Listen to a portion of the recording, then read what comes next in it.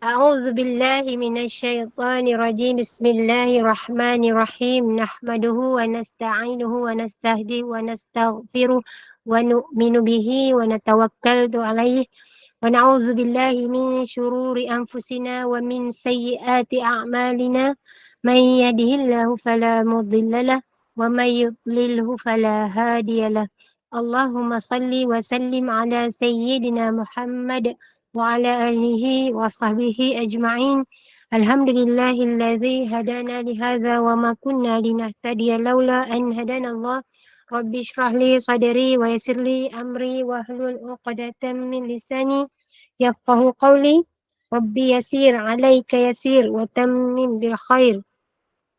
Assalamualaikum warahmatullahi wabarakatuh. Ahlan wa sahlan yang berbahagia Al-Fadil Ustaz Muhammad Zukri bin Abdul Jalil kerana sudi bersama lagi dengan Gema Nur Iman dalam kuliah asar hari ini dengan kitab Qalbun Salim. Juga yang dikasihi bagi saya hormati staf pentadbiran Gema Nur Iman yang dipimpin oleh pengerusi Puan Hajah Rosniati binti Mansur. Yang dikasihi lagi dirahmati oleh Allah Subhanahu Wa Taala, sahabat pencinta ilmu yang sentiasa istiqamah duduk di dalam halaqah ilmu. Alhamdulillah. Jadi bagi memohon keberkatan kuliah kita pada hari Jumaat yang barokah ini, marilah sama-sama kita membacakan umul kitab yang akan dipimpin oleh Al-Fadil Ustaz untuk kita hadiahkan kepada baginda Rasulullah sallallahu alaihi wasallam, ahli keluarga baginda, para sahabat, para sediaqin, para syuhada, alim ulama, guru-guru kita, ahli keluarga kita, serta tidak lupa untuk umat Islam di Gaza, Palestin, juga muslimin dan muslimat sama ada yang masih hidup ataupun yang telah kembali ke rahmatullah. ربنا تقبل منا بسر الفاتحة. أعوذ بالله من الشيطان الرجيم بسم الله الرحمن الرحيم الحمد لله رب العالمين الرحمن الرحيم مالك يوم الدين إياك نعبد وإياك نستعين اهدنا الصراط المستقيم صراط الذين أنعمت عليهم غير المغضوب عليهم ولا الضالين آمين. Amin, amin, amin ya Rabbal Alamin. Moga dengan istiqamah kita duduk dalam halaqah ilmu ini, Allah kurniakan kefahaman, Allah tingkatkan iman, Allah kurniakan kerahmatan. Tanpa membuang masa lagi, saya dengan penuh ta'zim menyerahkan kepada Al-Fadhil Ustaz. Falyatafaddal mashkura. أعوذ بالله من الشيطان الرجيم بسم الله الرحمن الرحيم السلام عليكم ورحمة الله وبركاته الحمد لله رب العالمين والصلاة والسلام على أشرف الأنبياء والمرسلين وعلى آله وصحبه أجمعين سبحانك لا علم لنا إلا ما علمتنا إنك أنت العليم الحكيم رب اشرح لي صدري ويسر لي أمري واحلل عقدة من لساني يفقهوا قولي أما بعد فيا عباد الله اتقوا الله أوصيكم وإياي بتقوى الله وقد فاز المتقون قال الله تعالى في كتابه الكريم أعوذ بالله من الشيطان الرجيم يا أيها الذين آمنوا اتقوا الله حق تقاته ولا تموتن إلا وأنتم مسلمون صدق الله العظيم. Wahai kamu orang yang beriman, bertakwalah kamu kepada Allah dengan sebenar-benar takwa dan janganlah kamu mati melainkan kamu mati sebagai seorang Islam. Alhamdulillah, semua alhamdulillah yang dihormati sang pentadbiran Gema Nur Iman, saya muliakan sahibul fadilah, Tuan-tuan Imam, Tuan-tuan Bilal dan seterusnya, ayah-ayah, ibu-ibu yang dirahmati Allah Subhanahu Wa Taala. Apa khabar, semuanya sihat ke? Alhamdulillah. Pertama dan selamanya syukur pada Allah Subhanahu Wa Taala yang izin dan kasih sayangnya dapat lagi kita berjumpa pada petang ini bagi menyambung bicara kita berkaitan dengan qalbun salim, iaitu penawar bagi hati dalam bab ujub. Tuan-tuan. Dalam bab ujub muka surat 283. 283. Baik. Tengok. Pada pengertian ujub. Ketahuilah, ujub ialah merasa kagum dengan diri sendiri atau kagum dengan mana-mana kelakuannya, seperti ilmu dan ibadah. Ketahuilah, ujub ialah merasa kagum dengan diri sendiri atau kagum dengan mana-mana kelakuannya, seperti ilmu dan ibadahnya. Maknanya, dia terlalu kagum dengan apa yang dia ada. Sebab tu ujub ni ilmu dan ibadah. Yalah, setengah orang mesti ada ilmu, setengah orang mesti ada ibadah. Makna bangga diri dengan ibadah yang dilakukan dan bangga diri dengan ilmu yang dia ada. Kita kena ingat, hari ni ilmu yang kita ada bukanlah sebab kita hebat. Subhanaka la ilma lana illa ma 'allamtana innaka antal alimul hakim. Allah itu yang maha bijaksana. Manusia ni dikurniakan Allah kelebihan ilmu, tidak boleh ujub. Bahkan dapat beramal tidak boleh ujub. Baik. Dan seterusnya disebutkan, dia tidak bimbang kelebihan itu akan hilang. Dan dia lupa bahawa semua kelebihan itu adalah pemberian daripada Allah SWT padanya. Maka tak boleh kita belagak. Hari ni kalau kita ada ilmu, hebat ilmu kita, jangan berasa ujub. Kalau hari ni kita boleh ibadah, jangan kita berasa ujub. Kerana perbuatan-perbuatan tersebut adalah satu perbuatan yang kita ingat, bila siapa yang menggunakan satu nikmat pada jalan yang salah, maka dia tergolong dalam golongan yang telah kufur, ataupun golongan-golongan yang menggunakan nikmat pada tempat yang bukan tempatnya. Tuan rahmati Allah. Maka every time kan, manusia ni tak boleh terlalu merasa hebat dengan apa yang dia miliki. Kerana Allah boleh tarik bila-bila sahaja. Sebab tu kalau kita terlalu show off dengan ibadah kita, alah bangga, aku ni boleh tahajud, aku ni boleh sedekah, tapi orang lain mungkin tak macam aku. Contohnya begitu. Maka boleh jadi Allah tarik nikmat tu.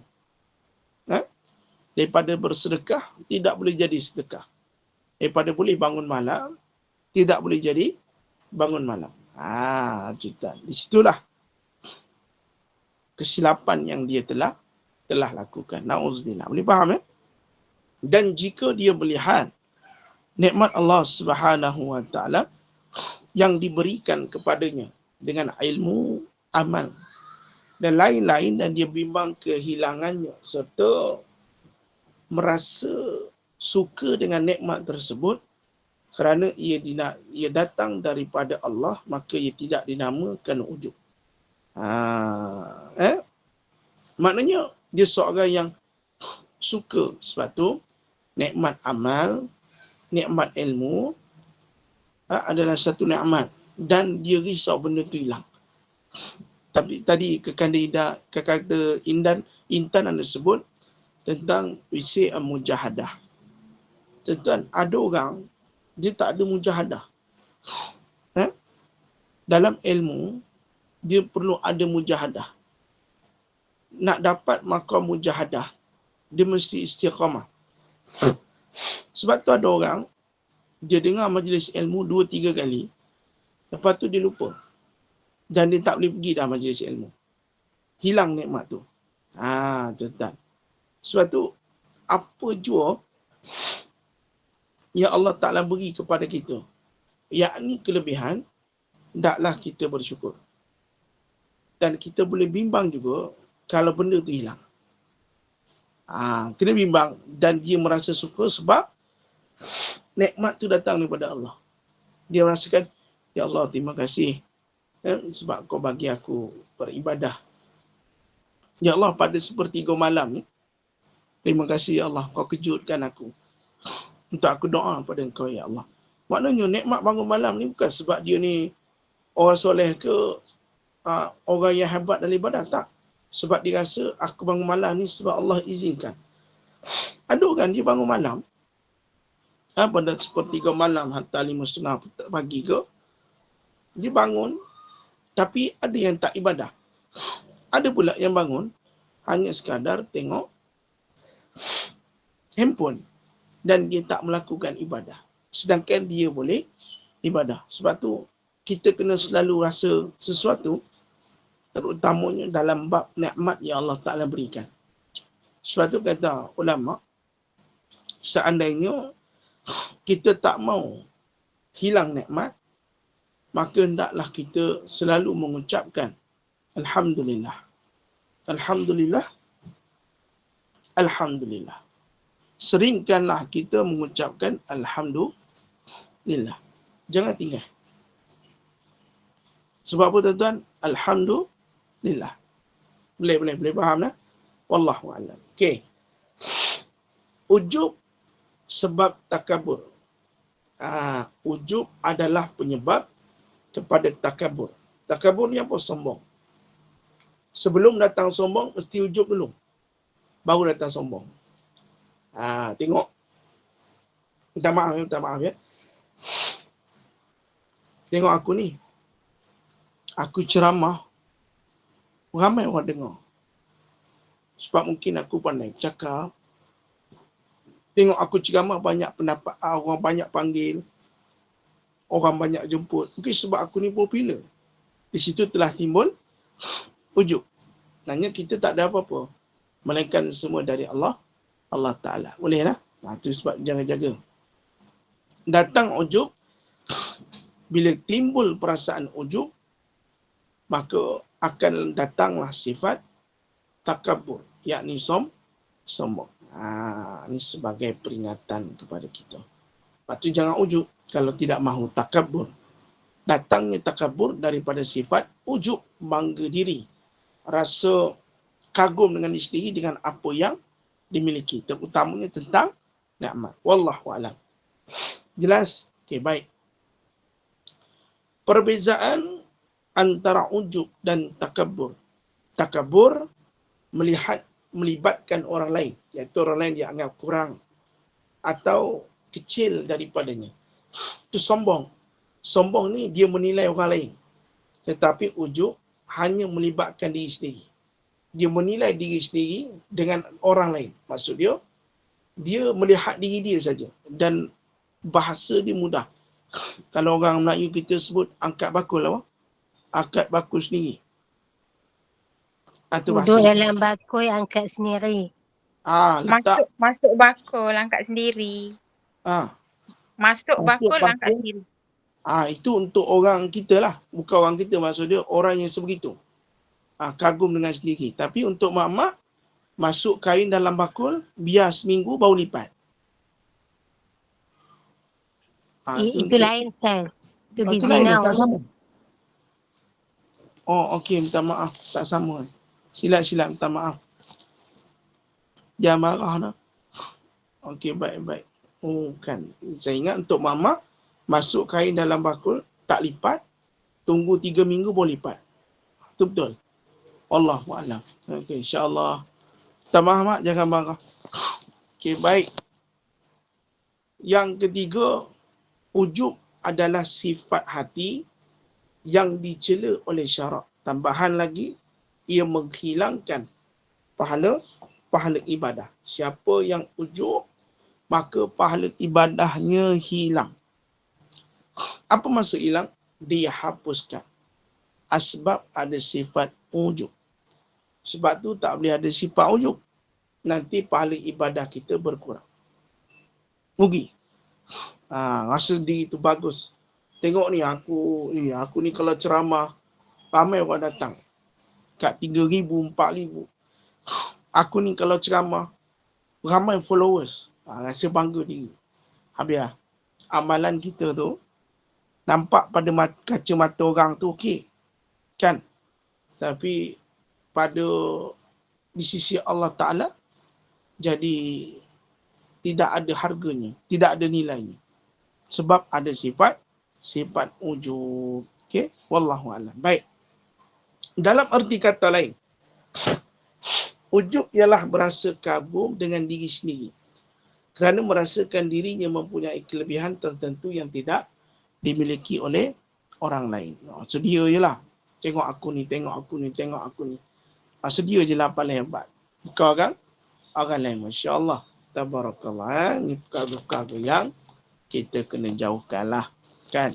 Kalau kita cantik, jangan fikir cantik tu kekal. Kalau kita kaya, jangan fikir kaya tu kekal. Dan kalau kita kurus, jangan fikir kurus tu kekal. Dan kalau hari ni kita ada have a cutting body, so jangan belagak dengan cutting body. So kalau hari ni kita jangan belagak, kita gemuk. Sebab gemuk ni tak kekal. Faham tak? Sebab tu saya tak pernah belagak, saya gemuk. Sebab gemuk ni tak kekal. Sebab saya boleh kurus. So, itulah cerita dia. Wallahu'alam. Itu jangan belagak. Kenapa ramai sangat gelak? Salah ke saya sebut? Tak salah Ustaz. Agak kelakar. Betul lah. Mana boleh belagak dengan gemuk? Tapi ada orang gemuk dia belagak. Gemuk ni tak kekal, dia boleh kurus. Orang kurus ni dia tak boleh gemuk belagak.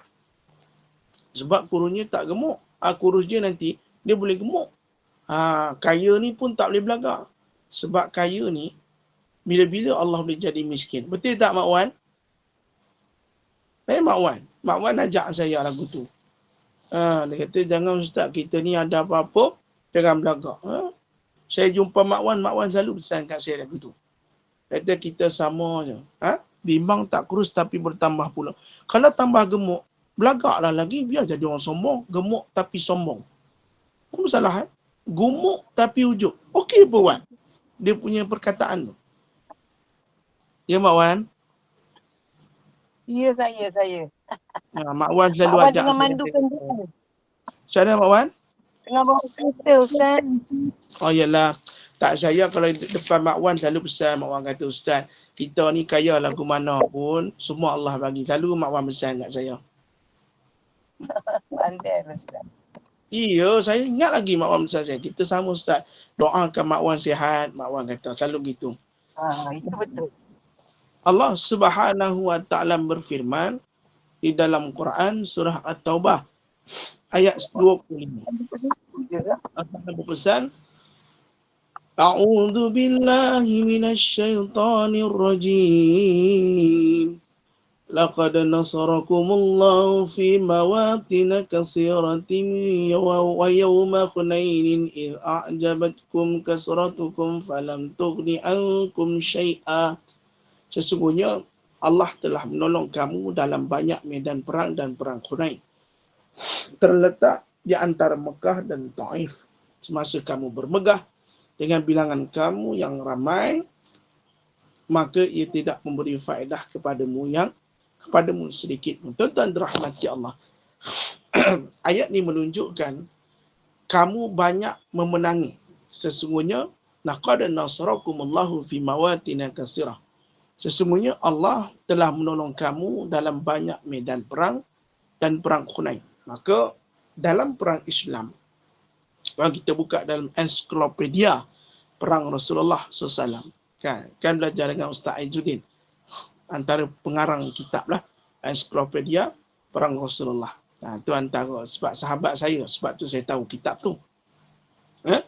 Dalam perang-perang tu kebanyakan tentera Islam tidak ramai. Antaranya kalau kita baca dalam masuk bulan Ramadan ni, ada satu perang namanya Perang Badar. Perang Badar pun tentera Islam tak banyak kelengkapan, tapi Allah menghantar malaikat membantu perjuangan Nabi SAW ketika itu dalam Perang Badar. Perang Badar ni berlaku pada bulan Ramadan. Maka di sini tuan-tuan, kenapa Allah mengatakan sedemikian? Supaya kamu tak berlagak, supaya kamu tidak ujub. Tengok kami hebat dengan tentera kami. Sebabkan jumlah tentera kami yang banyak, menyebabkan kami hebat, menyebabkan kami boleh buat apa sekali pun kami nak buat. Sebab tu kalau kita melihat tentera Palestin, tentera Hamas, ataupun kita sebut pasukan Hamas, ataupun dia juru cakap Hamas dipanggil Abu Ubaidah. Dia kata apa? InsyaAllah kami yakin Allah memberikan kemenangan kepada kami. Kenapa? Sebab setiap perang Islam, kebanyakan kemenangan itu datang daripada pertolongan Allah. Dan orang yang berperang itu tidak sama sekali mengatakan mereka menang atas dasar apa yang mereka miliki. So, tengok ni. Aku menang, kami menang sebab kami ada kata kebal yang kuat. Kami menang sebab kami ada peluru pandu yang kuat. Tak. Inilah kata-kata orang Yahudi. Dia kata apa? Ini Tahanyu atau Israel, dia kata dia punya kereta kebal adalah kereta kebal yang terbaik. Tentera-tentera dia adalah tentera yang terbaik. Tuan-tuan, kalau dia kata tentera dia adalah tentera yang terbaik, kenapa dia berperang dengan orang bukan perang? Maksud dia perang dengan orang awam. Adakah menunjukkan dia mempunyai tentera yang bagus? Tak, sampai sekarang dia masih tak jumpa lagi. Dan dia tak boleh membunuh tentera Hamas. Siapakah yang membantu tentera Hamas? Ni kita sebut ni. I'tiqad, pegangan akidah kita. Kalau kita tengok, ibu adik-adik, kakak-kakak dia rahmati Allah. Dia kata tentera dia the best, tentera dia. Tapi sampai sekarang, dia tak berlawan dengan Hamas. Dia serang orang awam. Dia menjadikan orang awam sebagai satu tebusan supaya Hamas tu keluar daripada tempatnya. Makna di sini, kalau dia kata dia tentera yang terbaik, kenapa dia berlawan dengan orang awam yang tak pandai berperang? Nampak tak? Tentang kalau tengok dalam kisah perang Nabi ada perang yang kalah. Bukan semuanya menang. Tentang. Tapi dalam perang Nabi SAW, semua kelengkapan dan kebanyakannya tak banyak. Tentang rahmati Allah. Sebab tu, Hamas ni meletakkan satu akidah. Kemenangan bukan sebab mereka, tetapi sebab Allah. Pada hari ini, tuan-tuan, apa yang kita miliki, jangan meletakkan usaha kita sepenuhnya. Kalau kita rasa usaha kita akan jadi ujub. Kita akan jadi ujub. Pada tak boleh meletakkan semua adalah usaha kita. Tetapi, saya sebut tetapi. Kenapa tetapi? Sebenarnya, apa yang berlaku semua atas izin Allah. Kan kita mengaji hadis 40 Imam Nawawi. Yang mana, kata Nabi SAW, dalam satu hadis, jika kamu berkumpul untuk memberikan manfaat kepada seseorang, maka tidak akan terjadi sekiranya tidak diizinkan Allah. Begitu juga kalau kamu berkumpul, ada sekumpulan yang berkumpul untuk mendatangkan mudarat, kalau Allah tidak izinkan, maka tidak akan jadi. Maka di sini akidah kita, tauhid kita, mudarat, kebaikan, semua daripada Allah Ta'ala.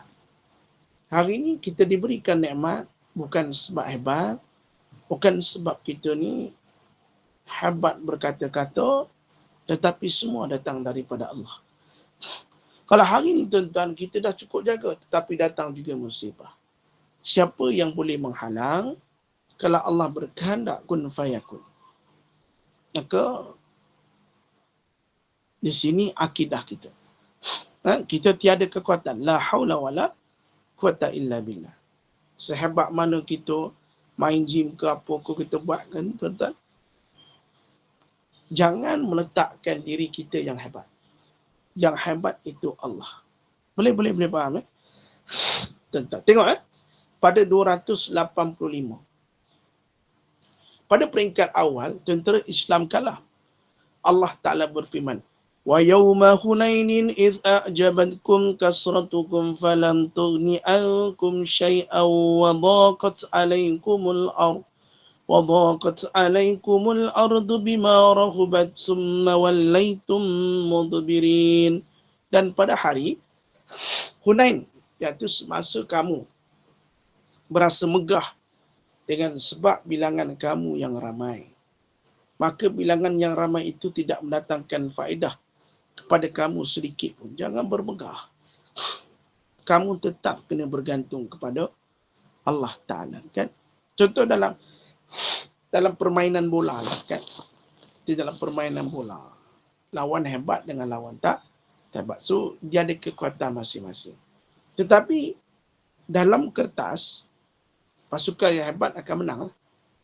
Tetapi di luar kertas, percaturan Allah Ta'ala, kita tak tahu siapa yang boleh menang. Sebab tu dalam perang, Allah memberitahu pada kamu, walaupun banyak ketika itu bilangan yang ramai, maka bilangan tadi tak mendatangkan faedah kepada kamu sedikit pun. Itu ramai. Sebab tu jangan terlalu bermegah dengan apa yang kita ada, sebab apa yang kita ada belum tentu dapat mencapai apa kehendak kita. Tetapi yang dapat memberikan mencapai hajat dan kehendak kita adalah Allah Subhanahu wa Ta'ala. Wallahu a'lam. Maka ketika itu Rasulullah SAW menggenggam tanah. Dia ambil satu tanah, kemudian melemparkan ke arah musuh sambil membaca syahatil wujuh. Hinalah semua wajah. Setiap mata orang kafir yang dimasuki tanah tersebut, Allah berfirman, wa ma ramaita idh ramaita walakinallaha rama. Dan bukanlah engkau wahai Muhammad yang melemparkan jika engkau lempar, akan tetapi Allah jualah yang melempar untuk membinasakan orang kafir. Baik, tuan-tuan rahmati, ayat ni apa? Menunjukkan perbuatan itu atas kehendak Allah, atasnya Allah punya iradah, maka dibaling, dilemparkan, maka tersebutlah mereka-mereka orang kafir itu dilemparkan. Akhirnya Allah Subhanahu Wa Ta'ala memberikan kemenangan kepada tentera Islam. 4 tentera Islam gugur syahid dan lebih 70 orang terbunuh daripada pihak musuh. Selepas itu, pada bulan Syawal yang sama, berlaku peperangan di Taif. Kerana musuh lari ke sana, termasuk Malik bin Auf dan kebanyakan tentera. Rasulullah SAW bersama pasukan tentera Islam mengepung Taif selama 18 hari.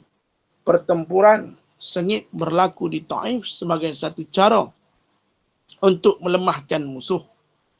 Baginda menawan kebur anggun mereka dan 12 tentera Islam gugur syahid. Wallahu a'lam. Hari ni tuan-tuan, kalau kita tengok dalam tentera Hamas perbandingan dengan tentera Israel. Tentera Israel yang dibunuh dan tentera Hamas yang dibunuh, berapa agak-agak? Tentera Hamas tak banyak, sikit, tapi belum lagi bunuh dalam keadaan banyak. Cuma yang ramai terbunuh adalah orang awam. Dia panggil genosid. Itulah orang Israel. Cuma kita mendapat perkabaran bahawasanya hari Isnin katanya akan berlaku genjatan senjata di antara Hamas dan juga Israel. Maka genjatan tu kalau berlaku, maka bebaslah Palestin. Tapi kalau genjatan tu hanya sementara, ialah orang Yahudi ni tak percaya sangat, kadang cakap saja. Wallahu alam. Kita doakanlah agar saudara-saudara kita di Palestin juga Allah Ta'ala memberikan kenikmatan Ramadan seperti mana Ramadan kita. Sebab tu sebutlah dalam doa kita buat rakyat Palestin juga saudara-saudara kita di Palestin, insya-Allah. Tetapi apa yang dapat kita simpulkan sedikit daripada hadis ataupun ayat Quran, kebergantungan kepada Allah kita, kepada Allah adalah mutlak. Jangan melihat kepada kekuatan diri, usaha diri. Tetapi setelah kamu berusaha, diajarkan kepada kamu bertawakal. Sudah kamu mempersiapkan segala rancangan dan usaha yang telah kamu lakukan, maka sebaik-baik di antara kamu adalah bertawakal. Kerana kejayaan semuanya milik Allah, bukan manusia. Kita kena ingat, tiada izinnya maka tidak akan berlaku. Macam saya sendirilah. Wallahu alam lah. Saya cuba untuk menurunkan berat badan. Dah turun dah. Tapi Allah bagi sakit. Bila Allah Ta'ala bagi sakit, saya tak dapat lagi berlari. Saya juga tak dapat lagi melakukan exercise. Maka bukan tak nak kurus, tetapi izinnya belum tiba. Kalau nanti dah kurus, mak-mak jangan ketawa lebih. Semua je dengan izin Allah. Saya yakin. InsyaAllah. Kan? InsyaAllah. Kan? Kita kena yakin. Sebab tu, mungkin kita nak kurus ni, Allah tengok niat kita. Kadang-kadang kita niat tak betul, sebab tu Allah tak bagi kurus. Contohnya. Kenapa Allah tak bagi kurus? Mungkin ada sebab-sebabnya. Maknanya kita kena fikir. Ada orang kata, Ustaz, kenapa saya nak kurus, tak boleh kurus? Dah macam ubat-ubat saya jual, tapi tak kurus juga. Sebab tu kita salah. Kita kena minta sesuatu hajat tu tetap dengan Allah. Biar Allah yang bantu. Itu saja. Walaupun kita exercise apa-apa pun, tapi satu hari tu kita rasa macam penat. Tak ada kekuatan. Sebab tu kekuatan tu milik Allah Ta'ala. Sebab tu kita jangan terlalu meletakkan 100% kepada apa usaha kita. Akan saya sebut tadi, bonda ada sebut. Saya nak gemuk tapi tak gemuk. Why? Kenapa? Ada sebab. Sebab Allah nak sihatkan kita. Sebab tu Allah tak bagi kita gemuk. Ada orang nak kahwin. Kenapa Allah tak bagi kahwin? Kenapa jodoh tak ada jodoh? Nak kahwin tapi jodoh dia tak sampai-sampai. Kan? Ada orang dia tak nak kahwin. Tapi tiba-tiba, bila dia jumpa seorang perempuan, hatinya nak kahwin. Kan? Kita tak nampak benda tu. Tapi inilah Allah Rabbul Alamin yang memiliki segala-galanya. Baik, wallahu a'lam. Saya cerita gemuk kurus. Ni azam kita bulan Ramadan untuk kuruskan badan. Azam. Jangan tak berazam. Azam. InsyaAllah. InsyaAllah. Mudah-mudahan berjaya. Sebab azam ni dah daripada tahun lepas. Dibawa tahun ni. Kalau tahun ni tak berjaya, kita bawa sampai tahun depan. Kalau tahun depan tak berjaya, kita bawa lagi sampai tahun depan. Sampai bila? Sampai Allah izinkan. Yakin. Akidah kita. Akidah kita. Kalau tak kurus-kurus juga, akidah kita. Kena jaga. Kan tak boleh kurus, dah usaha. Tapi belum kehendaknya lagi. Wallahu a'lam. InsyaAllah. Dia gelak-gelak lebih lah. Kekada Intan, senyum tak apa. Okey, baik. Catatan yang ke-8. Muka surat 286. 8 peperangan yang besar dalam sejarah Islam. Sebagai tambahan. Yang pertama, Perang Badar. Peperangan besar pertama berlaku pada 17 Ramadan di Badar, 2 Hijri. Tentera Islam seramai 313 orang.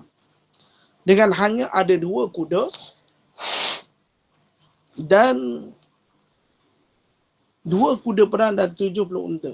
Bertempur menghadapi pasukan kufar Quraisy Makkah seramai 1000 orang. Kemenangan berpihak kepada tentera muslimin.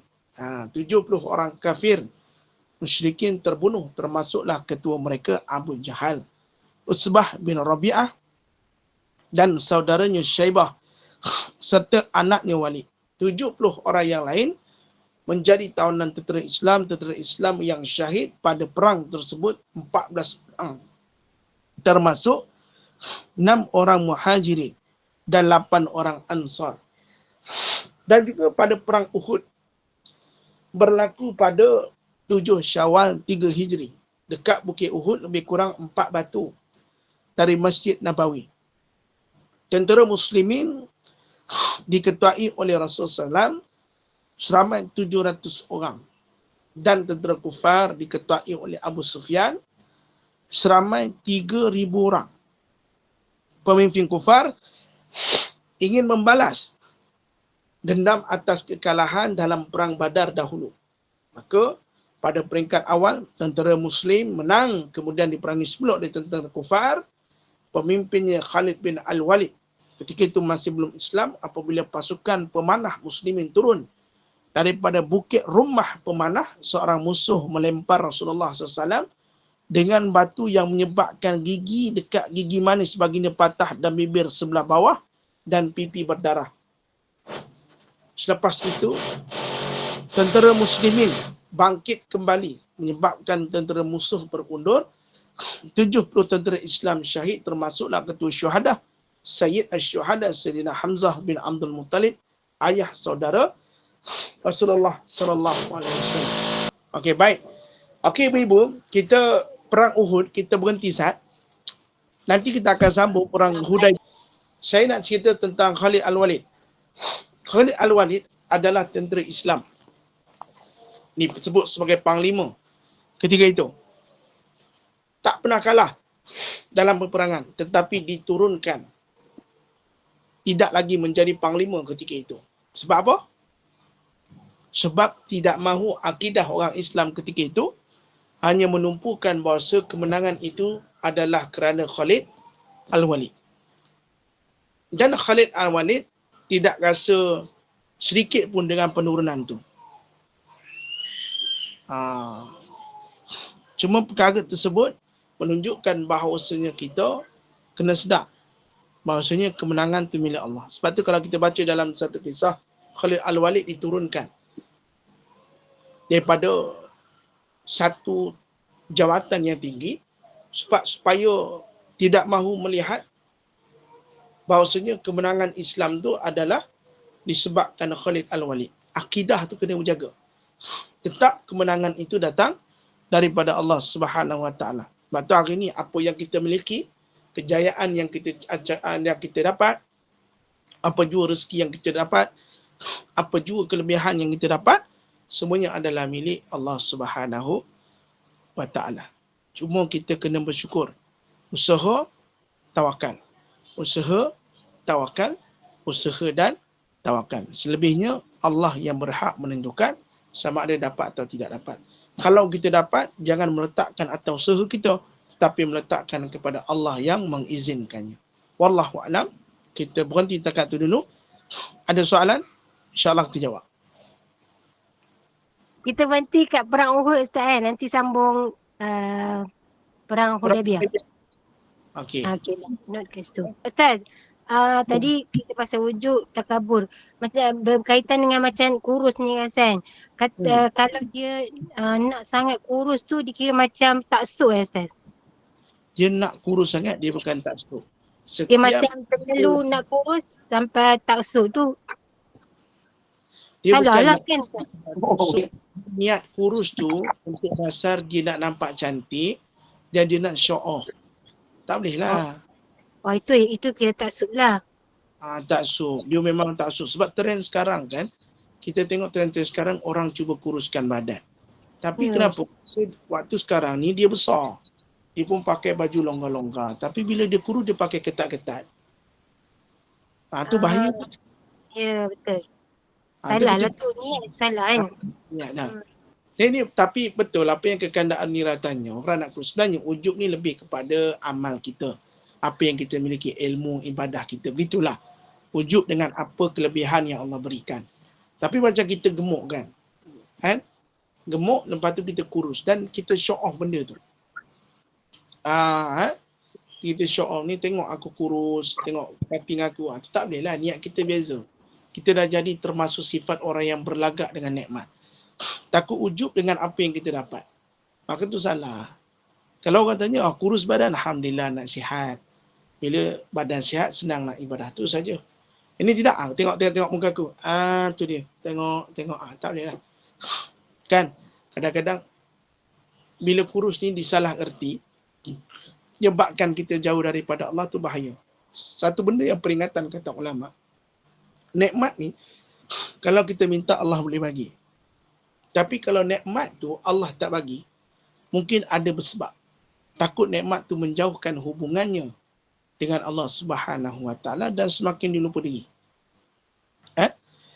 Tapi bagi kita yang aku tersebut,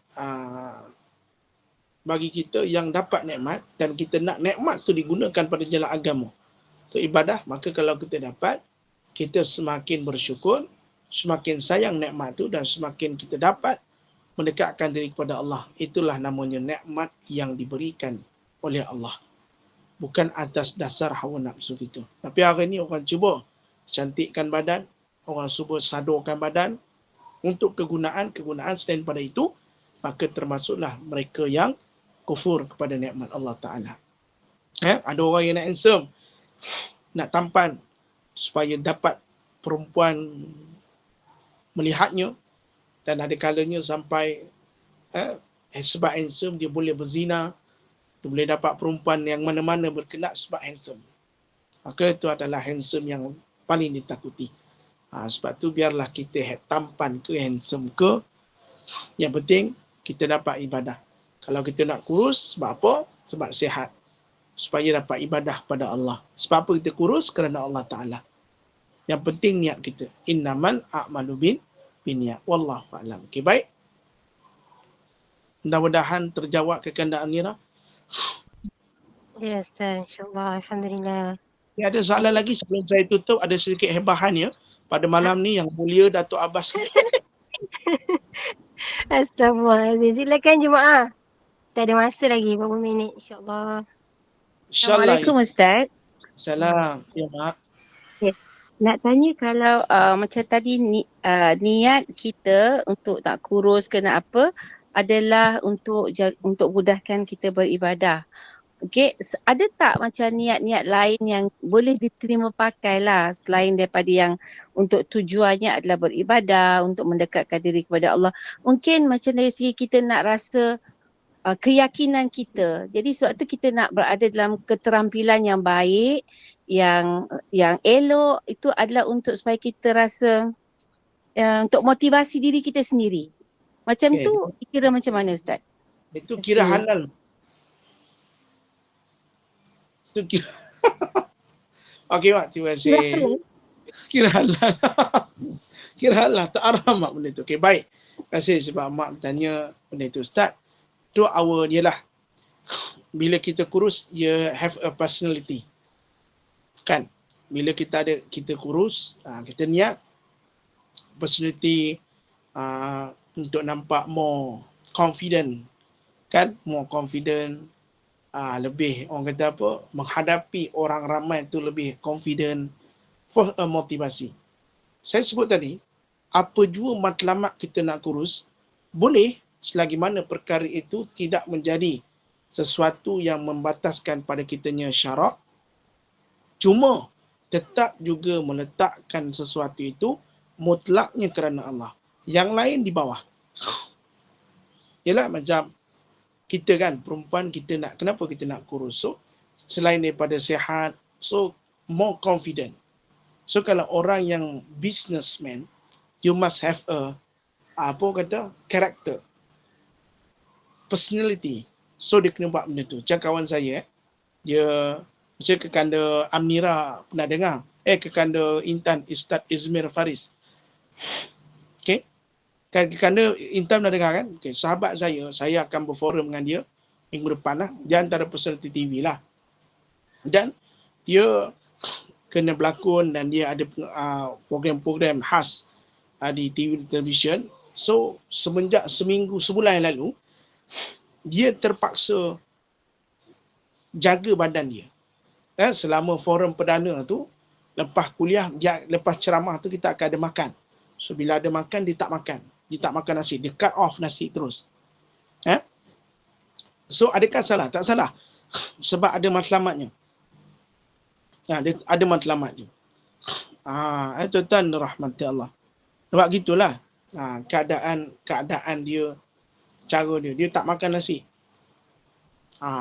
Lepas tu waktu forum tu, dia tak makan nasi, dia cuma minum air dan dia ambil kuih. Disebabkan dia tak makan nasi, saya makan. Kan untuk dia. Sebab tu, saya gemuk bukan sebab saya kuat makan.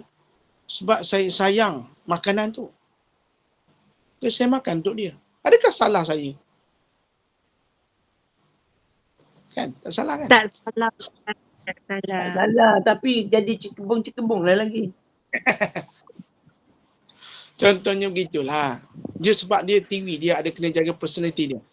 Macam saya, walaupun saya TV Ajrah, so saya tak ada program lain. Melainkan program live. Yang cakap hanya half the body lah. So tak ada apa-apa yang perlu untuk kurus. Tapi kalau nak kurus, mesti sebab tu tak ada masalah. Tapi mesti meletakkan keutamaannya adalah lillahi ta'ala. Itu saja. Wallahu'alam. Ustaz, contoh satu lagi, kalau macam ada suami yang cerewet, kadang ada isteri-isteri yang terpaksa ikat perut lah, cari buat macam-macam lah untuk just nak kuruskan badan untuk memenuhi kehendak suami dia. Yang cerewet takut suami dia cari lain lah bagai. So adakah itu juga salah satu macam mana niat yang yang tak menghalalkan cara? Okey, macam mana? Okey. Saya suka sebut benda ni. Dengar molek. Sebaik-baik perhiasan di dunia ini adalah wanita. Kekandaan Mira wanita salihah. Saya confirm wanita, masya-Allah. Okay. Sebaik-baik perhiasan di dunia adalah wanita salihah. Dan kita biasa dengar. Kita biasa dengar. Allah tidak melihat kepada paras rupa. Tetapi Allah melihat hati. Cantik itu subjektif. Solehah itu bukan hanya cantik. Tetapi kata ulama, bila dipandang, hatinya senang. Tak kiralah dia gemuk ataupun kurus. Jangan jadikan kecantikan sebagai tanda kebahagiaan. Sebab tu ada orang kata, ada ustaz, orang tu ustaz, artis, bila dia dah cerai, dia jadi cantik. Berhias, dia jaga badan. Lepas tu kita pun kata, ruginya dia bercerai. Kita kena beriman. Ada satu perkara, Allah tidak melihat rupa paras dan Allah tak lihat pakaian. Tetapi Allah melihat hati. Keutamaan kita memilih wanita bukan daripada rupa, tetapi hati. Rupa tu subjektif.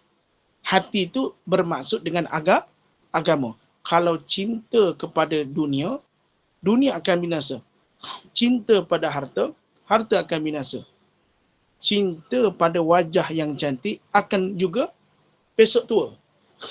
Maka cinta pada agama, selamatlah dunia, akhirat. Cuma kalau suami kita mengatakan sebegitu, suruh dia. Kalau suami kita mencari yang lain asbab kita gemuk, suami begitu tak guna betul lah.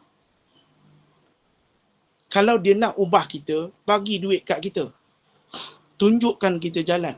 Cakap baik-baik supaya kita dapat ubah. Tak boleh sebabkan perkara begitu desak isteri kita untuk kurus. Boleh jelas? Walaupun isteri kita gemuk, cantik daripada pandangan mata, cantik je. Tengok dia senang hati. Itu adalah paling penting. Jangan melihat pada rupa. Rupa ni belum tentu bahagia. Tapi hati yang baik, insya-Allah kita akan bahagia. Kalau cantik, kita balik rumah, dia tengok cerita Korea. Tapi yang tak berapa cantik, badannya agak berisi, bila balik rumah, bang dah balik bang, back bang, bagi mandi dulu, saya siapkan air. Allah, lagi indah. Bang, nanti saya buat sekodok ikan bilis terkeluar, nanti abang makan dengan sos, saya masak je. Apa guna cantik? Bang, nanti kalau kat belakang tu ada apa-apa, abang masak sendiri. Mana yang kita nak? Boleh faham kekandaan Nisa, bunda? Faham. Sabar. Jangan kita mau. Tapi nampaknya macam banyak hakikatnya sekarang ni yang berlaku macam artis-artis kita semua ni macam yang saya tanya dah. Saya rasa baik. Kita tutup dengan tasbih kafarah dan surah Al-As. Subhanakallahumma bihamdik nasyhadu an la ilaha illa anta nastaghfiruka wa atubu ilaik. Bismillahirrahmanirrahim wal 'asr. innal insana lafi khusr illa allazina amanu wa 'amilus solihat wa tawassaw bil haqq wa tawassaw bis sabr